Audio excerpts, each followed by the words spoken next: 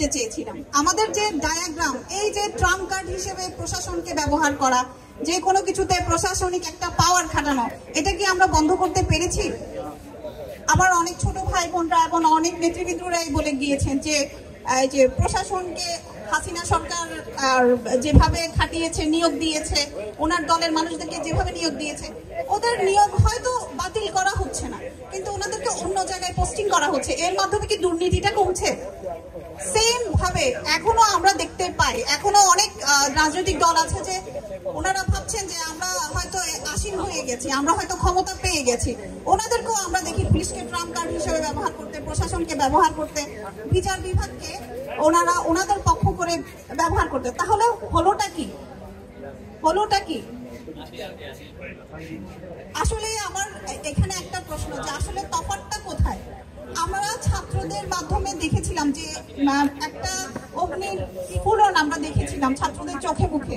আমরা ভরসা করে ফেলেছিলাম যে হ্যাঁ, স্টুডেন্টদের মধ্য দিয়েই সবসময় ভালো কিছু এসেছে, স্টুডেন্টরাই সবকিছু সুন্দরভাবে পরিচালনা করবে। এবং কি 5ই আগস্টের পরে যে সুন্দরভাবে আইন শৃঙ্খলা সহ অন্যান্য সেক্টরগুলো তারা সুন্দরভাবে সামলাচ্ছিল, আমরাই বলে উঠেছিলাম যে এদের এক একজনের বয়স, যার বয়স 18, এর বয়স 40-এর কোঠায় পালিয়ে গেছে।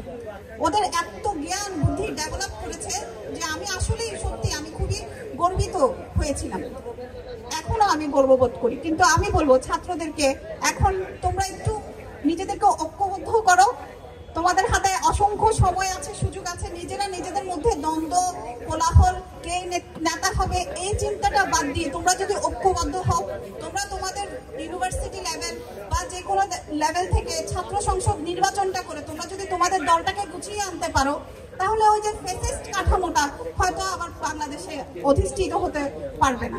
তা আমি আমার ছাত্র ভাই صائر أنا في وجه الظلام أحارب القيد أكسر الوئام لا أخشى العواصف لا أهاب السهام। এবং জনগণের গণতান্ত্রিক সংবিধান তৈরির জন্য আপনাদেরকে প্রস্তুত দিতে হবে। আজকে অনেকেই বলেন 72-এর সংবিধান, এটাকে একটু সংস্কার করলে মনে হয় এটা ভালো হয়ে যাবে। বন্ধুরা আমার, সংস্কার তো বহু হয়েছে, 16টা না 17টা সংস্কার হয়েছে। এই সংবিধান কিন্তু কোনো ব্যবস্থা গ্রহণ করতে পারে নাই। সুতরাং এটা একটি ফ্যাসিস্ট সংবিধান। এই ফ্যাসিস্ট সংবিধানকে উচ্ছেদ করে জনগণের সংবিধান তৈরি করতে হবে। আজকে আমরা শপথ নেব আগামী দিনে জনগণের সংবিধান, জনগণের রাষ্ট্র, এই প্রতিজ্ঞাবদ্ধ হয়ে আমরা আগামী দিনে এমন একটি অভ্যুত্থান করব, যে অভ্যুত্থান হবে আমাদের সর্বশেষ অভ্যুত্থান, যে অভ্যুত্থানে কৃষক শ্রমিক রাষ্ট্র ক্ষমতা পাবে, একটি বৈষম্যহীন রাষ্ট্র এখানে পরিণত হবে। জাগালো আশা মন মলিন মুখে জোগালো বাসা, আজি রক্ত কমলে গাথা, আজি রক্ত কমলে গাথা মানল খানি, বিজয় লক্ষ্মী দেবে তাদেরই ঘরে, মুক্তির মন্দির সোপান তলে কত প্রাণ হলো বলিদান, লেখায় আছে অশ্রু জলে মুক্তির। তোমার কল্লা যাবে, বিরাট কঠিন শাস্তি পাবে।